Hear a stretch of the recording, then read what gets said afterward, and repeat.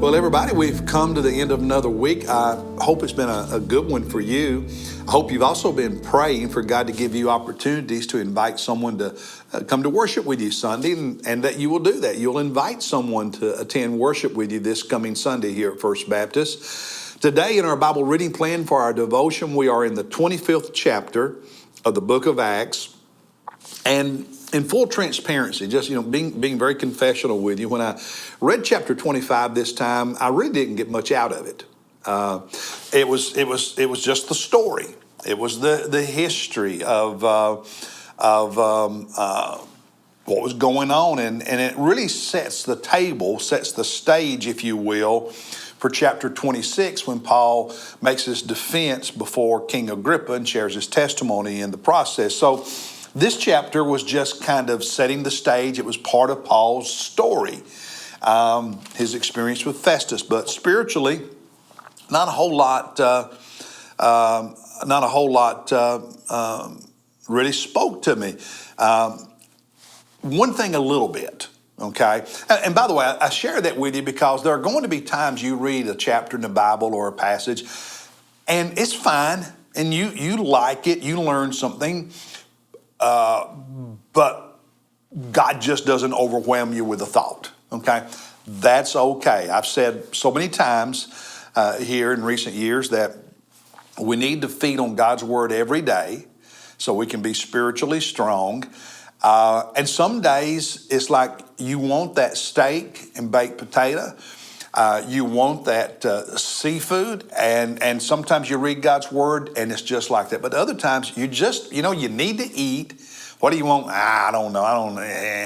And you eat a sandwich, and it was okay, but it gave you sustenance. Sometimes you're going to read in the Bible and it'll be that way. That's okay. Don't beat yourself up when that happens. Now, having said all of that, the one verse that did speak to me a little bit is verse 27, the last verse in chapter 25, where Festus says to Agrippa, says to the group that they brought Paul in so he can speak to Agrippa, and he's setting the table for what he's going to say in the next chapter. And Festus the governor says, "For it seems absurd to me in sending a prisoner not to indicate also the charges against him." In other words, he could not make sense of why the Jews wanted Paul dead and knew he's not worthy of death or imprisonment. And Paul had appealed to Caesar to keep from having to go back to Jerusalem where they would assassinate him. And Festus doesn't want to send Paul to Rome, to the emperor's court for trial, without having a specific charge against him. And right now, there's nothing. He doesn't know what to charge him with. So he's hoping Paul and being interviewed or interrogated by Agrippa will help him come up with a charge.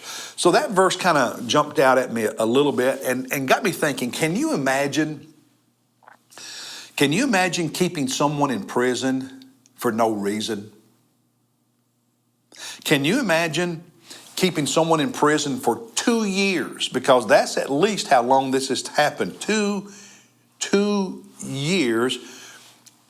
And there's no charge, no crime. They don't even know what to charge him with. And yet for more than 2 years, they kept Paul in prison. It was all political because Felix first and then Festus was wanting to curry favor with the Jewish leaders in Jerusalem.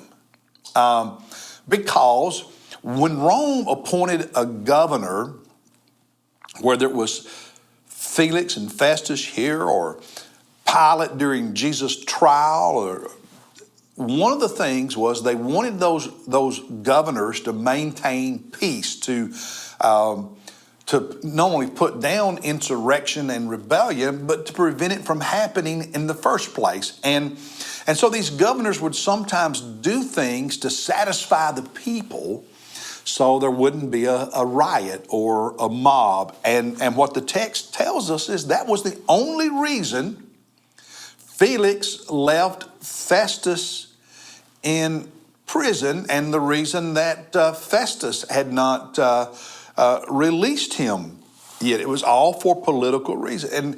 And in the process, they forgot that Paul was a human being. Paul was a human being who had feelings, who had a life that counted, that mattered, who had friends that loved him and cared about him. They forgot all of that because currying favor with the political leaders in Jerusalem, the religious leaders in Jerusalem, was more important to them than this man named Paul. Even though they knew he was guilty of nothing worthy of not only execution, nothing worthy of even being in jail. And yet for political reasons, they kept him there.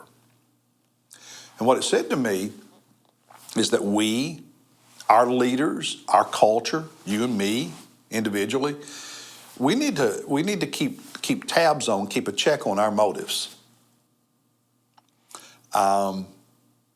Because that individual matters. Winning and power or whatever is not an excuse for pretending like an individual doesn't matter. And so we abuse that person, but it's in the name of some good cause. No, as God's people, we need to always keep tabs on. We need to always check our motivations so that they are pure and they are holy and they are just. And that you can justify how you treat someone before the Lord.